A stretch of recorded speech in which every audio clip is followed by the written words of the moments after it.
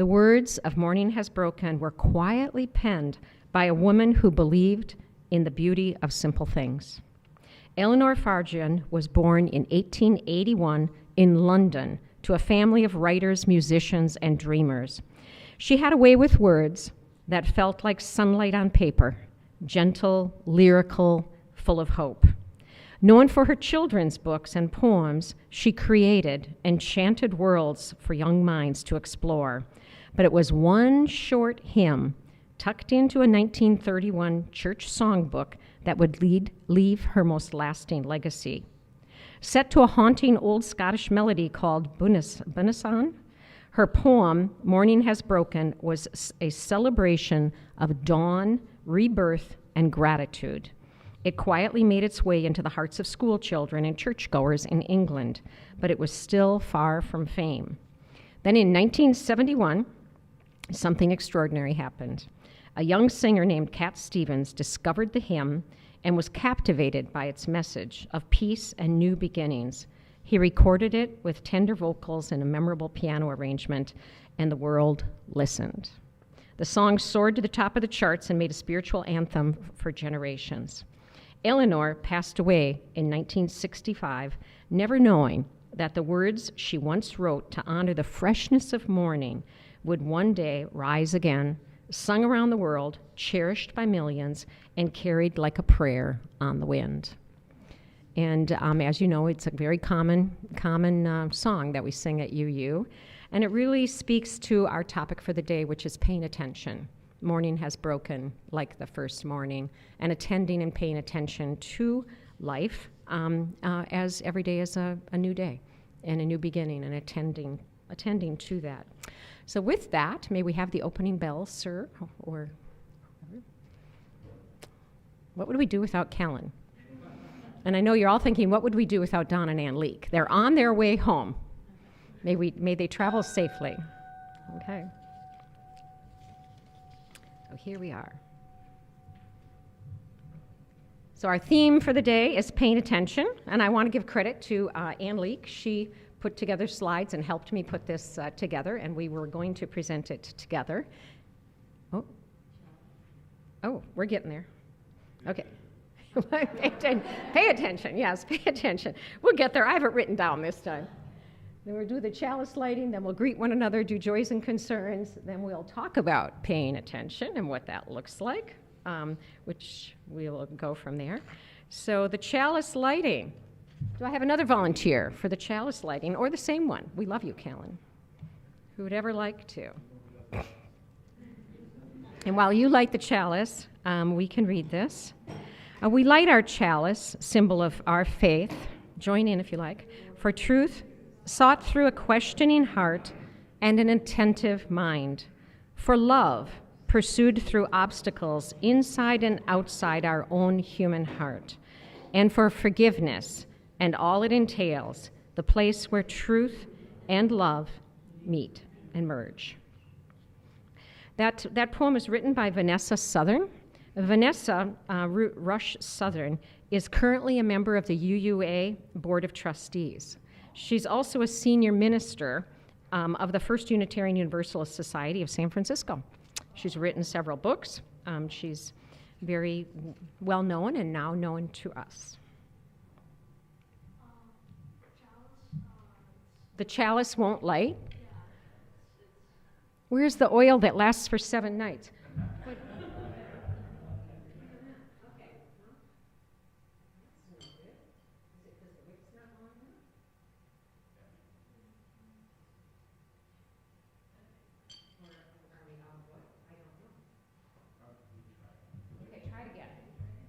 Otherwise, we'll just have natural beauty light from the outside. Kind of. We will check the oil after service. All right. Now we take a moment and greet each other and welcome anyone who's new to the organization.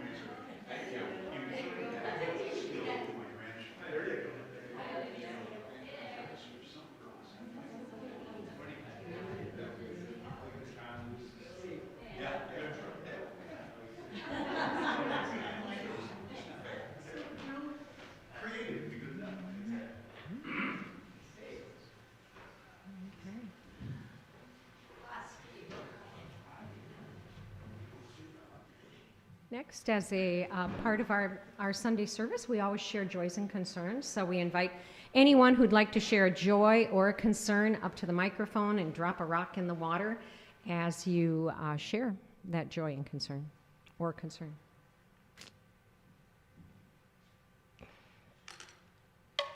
I'd like us to just take a moment of silence for the people of Iran, and that we can find divine order in this situation.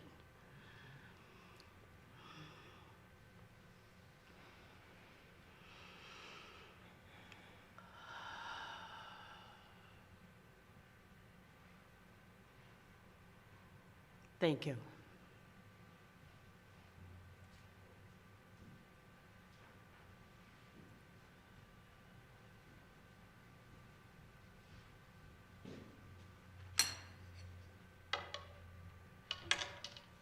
Mine is a joy.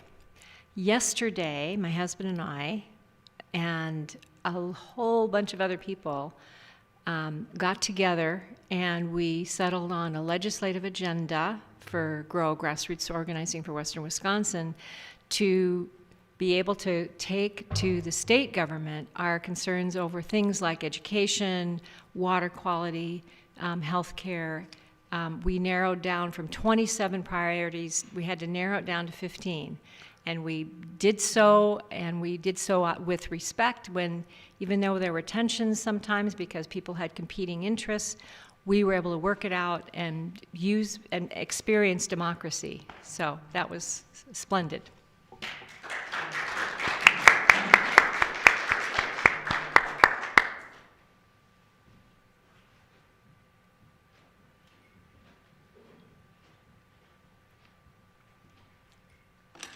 For those that know me, they know that I've been working on my master's and I'm supposed to graduate in May. And I got a new advisor at the beginning of the semester because my other one retired. Rude of him, right in the middle of everything, right? My new advisor and I did not see eye to eye on my thesis, but she finally approved the outline. But now I only have 2 weeks to draft the first draft, so yeah. It's going to be crunch time, but I have got it approved, so. That's good. Okay, welcome. Other joys and concerns? Savannah?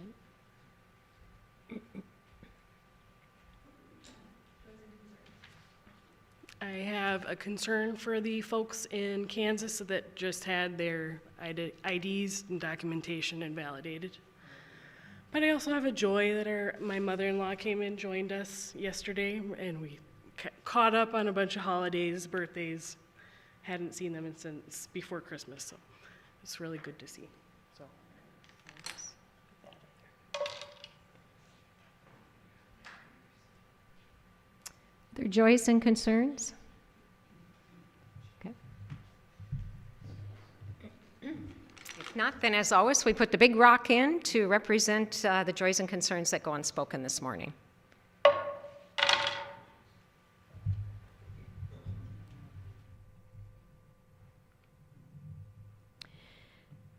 So tell me what you pay attention to. Tell me to what you pay attention, and I will tell you who you are. This is written by Jose Ortega y Gasset, who lived from 1883 to 1955. He was a Spanish philosopher, an essayist who tried to understand what it means to be a person living inside a specific time, a specific place, and a specific society. He grew up in Madrid. His work explored themes like freedom, responsibility, culture, and how individuals relate to the larger movements of history around them. So tell me what you pay attention to, what do you pay attention, and I will tell you who you are. It's true on all levels. So the theme for March is paying attention. Paying attention when we look at our principles and you think about starting at the top, interdependence. You can't really be interdependent unless you're paying attention to the world around you or the others around you.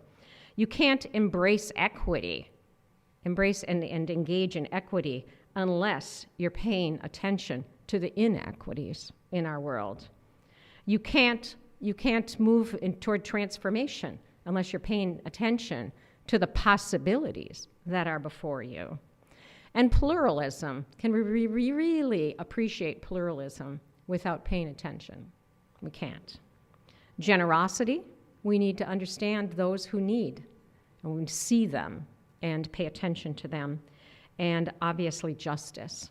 If we don't pay attention, we won't see injustice when it's right before our eyes. So paying attention starts first and foremost with being present. It's absolutely essential. To truly engage with others and the world around us, we need to silence our inner voices and be fully present. We need to be more mindful. This is really hard to do. We cannot pay attention unless first we are present. And it's very, very hard to do. I'm really bad at it.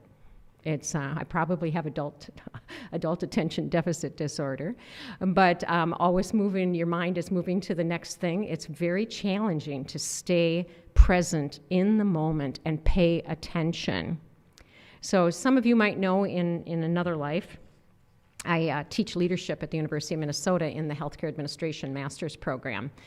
And one of the things we do, my class starts March 17th, and it's those students who are about to graduate and go out into the world of healthcare administration.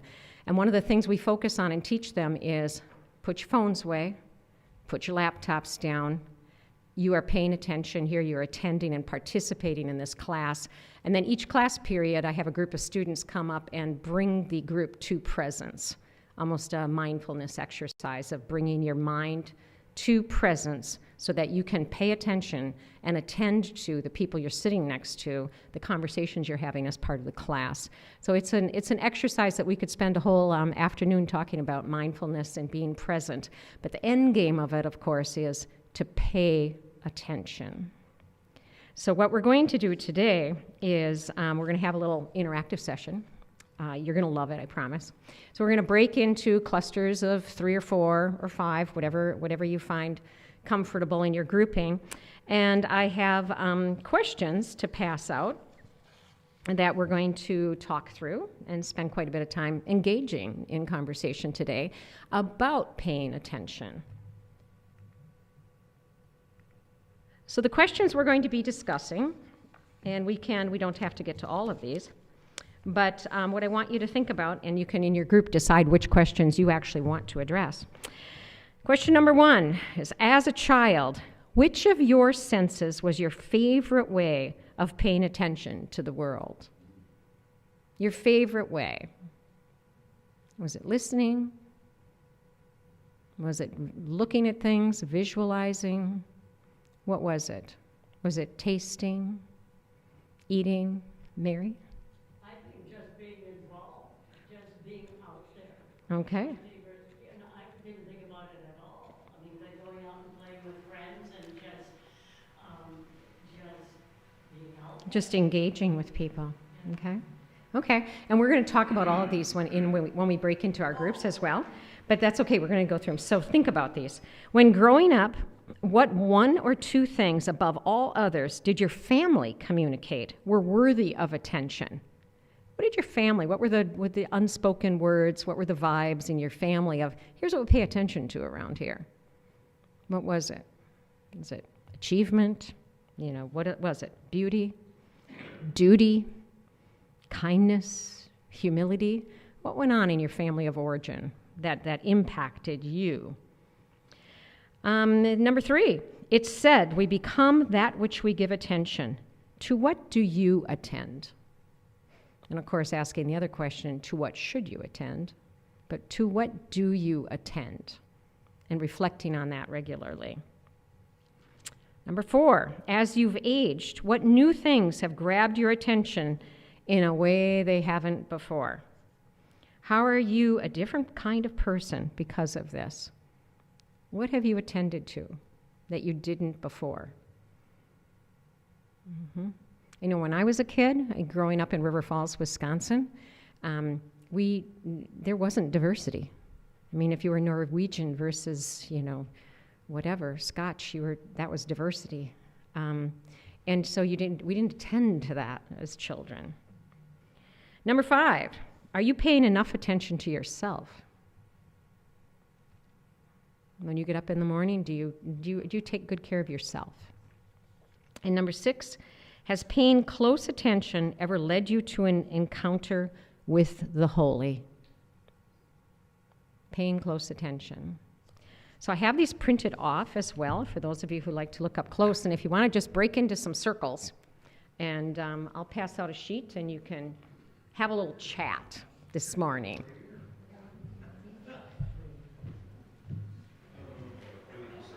And then afterwards, what we'll do is we'll invite people to share what the conversation was in their groups. I would ask, Jonathan, that we ask the people who are watching online to go through the questions and just make notes about what they would think about these things for themselves.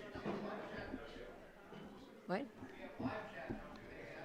Live chat? Sure, they can live chat, and Jonathan, you can share any comments from that. That would be great. So if you're online watching, read through the questions, make some notes, live chat if you'd like, and we'll circle back in just a bit.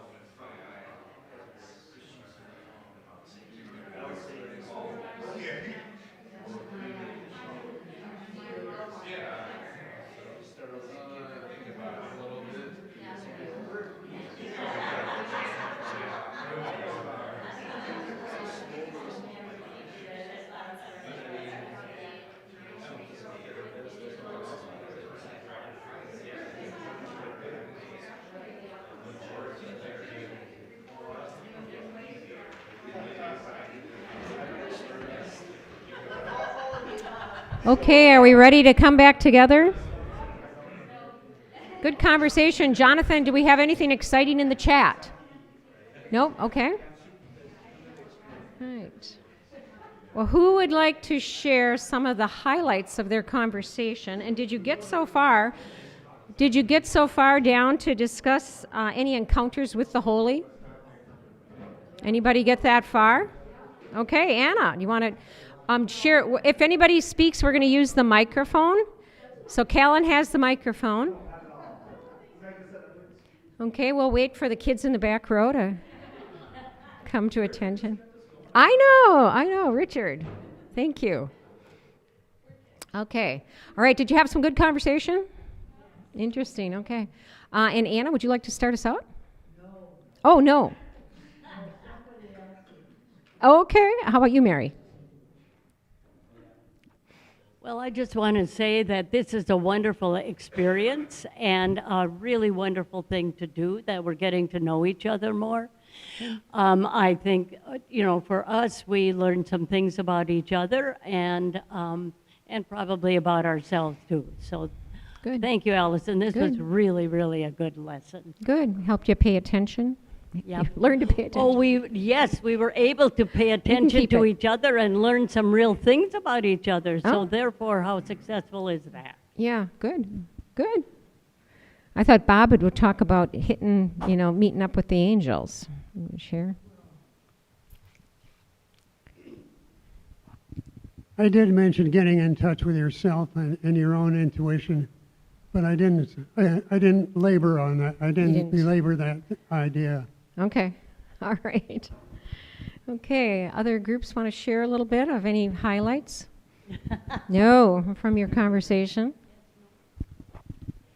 I just think that we've learned that as we have aged, we're paying more attention to ourselves, as opposed to when we were younger and with kids and all of that. So Yeah, yeah, good point. Good point. When you're so engrossed with raising small children and making enough money to get by and making things work in your life, and then when you hit the point where you can take a pause and say, okay, what do we want to do? Okay, all right. Back row, pass her back. Hi, I'm Tony. We were talking about paying attention and consciousness, and of course, my mind has always the cynical counterbalance of like, I want minimal consciousness sometimes. I don't want to pay attention, especially in this news environment. What am I doing? Or I can't sleep if I'm paying attention to my thoughts sometimes. And so I was saying how I'm escaping, and of course it was brought up to me that actually you're changing what you pay attention. You're not escaping. And it is okay to pay attention to lighter thoughts, more beautiful thoughts, and not always the crush of what is happening around us. So attention can be selective, is what we were heading towards as an idea. Exactly. We also found we're either recovering Catholics or recovering Christian Scientists. Everybody in this room is in recovery from one thing or another. You didn't grow up with any religion? No?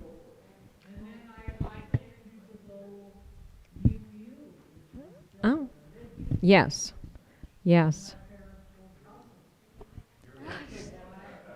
Anna's just saying, for the record, and those who are watching, Anna's just sharing that she was raised in the absence of religion and then got involved with UU, which was considered a religion, in college. Yeah.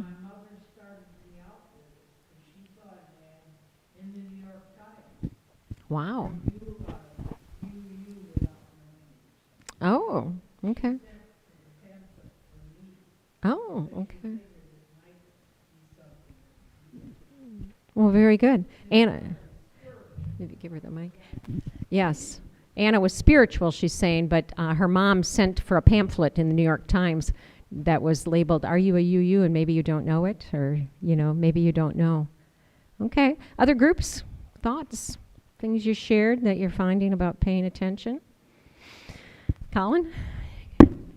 Okay. So, is still on? Okay, awesome, cool. So one of the things that for me, as you've aged, things that have grabbed your attention in a way they haven't before. I think kind of going along with some of the other stuff being said, like around college for me was around the time that I started to realize that maybe some of my values didn't align with people when I was growing up, or like kind of opened my eyes just to things that were happening in my small community compared to like the rest of the world. College, went to overseas for the first time, went to a mosque while I was there. That was kind of my first really proper introduction to the Muslim religion and such. So for me, I feel like every young person should get away from home and like go, not necessarily to college, but like get somewhere where like you're not staying at home all the time, so that like you're paying attention to what else is going on in the world, not just what's going on in your bubble. I think that's truly important. And with the paying attention when it comes to like yourself, growing up realizing like my mom didn't really have anything else in her world other than like taking care of me and my 3 younger sisters. And now that we're all out of the house and she's an empty nester, I feel like she has a hard time kind of finding herself and like what she wants to be doing with her life. So that's kind of one of my goals. Obviously my child's 5 months old right now. I have to pay a lot of attention to him right now, but as he gets older, I want to make sure that I'm not going down that same path, and I'm like thinking more about like, what do I want to be doing? What can I be working on myself so that my whole world isn't just my kid? Right. Expand your horizons. Right. Okay. Thank you.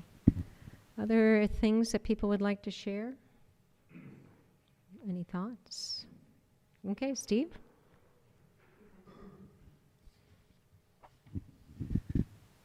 I think a lot of us can relate to paying attention to your body. As you age through the decades, you can't do the things you used to do. You have to own it and change your ways, and not be in constant physical therapy like I have been for quite a few years.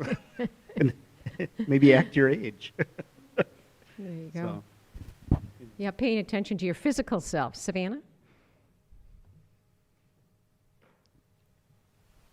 Right along with that, I've been diagnosed, going through doctor's appointments for the last 6 years, debilitating disabilities of dealing with the roller coaster of on and off again. That's why I'm in and out in the weeks. But taking the time to recognize how I'm feeling has been a new thing. I've just been a tunnel vision with kids and school and responsibilities, and taking the time for myself has been difficult and new and important, especially in these times. Yeah. Some things you pay attention to accidentally, and some things a very purposeful shift to pay attention. And I also will add, I was raised with a Lutheran religion, and coming here has been the closest I've ever had with the holy. I feel just the welcomingness that this community has brought. It's been really touching. Good. All right. Thank you. Any other thoughts? Okay. Oh, Mr. Page? We got to pick it up on the video. It doesn't get picked up.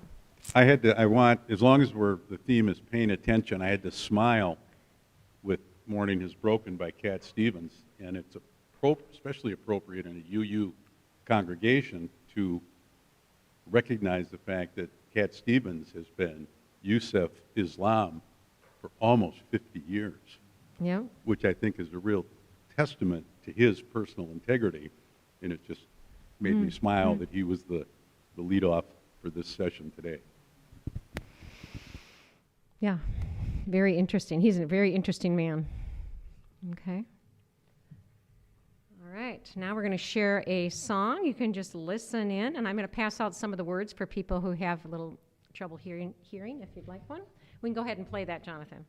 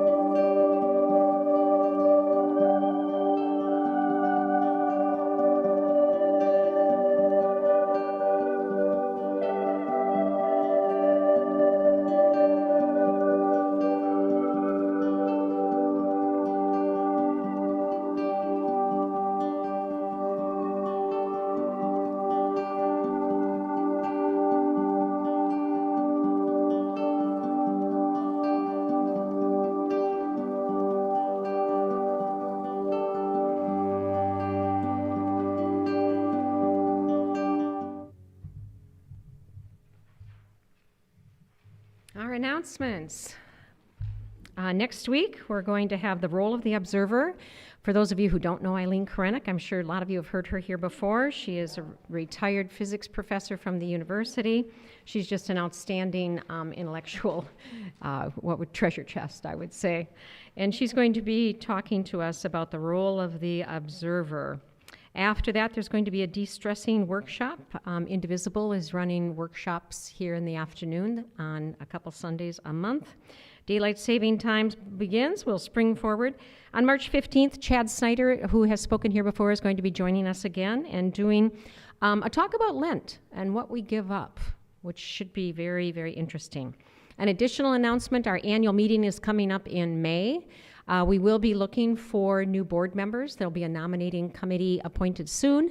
And if you're interested in serving on the board of directors, you just let me know. There's opportunity abounds. Okay, so thank you for being here, your presence. Thank you for your gifts to the organization.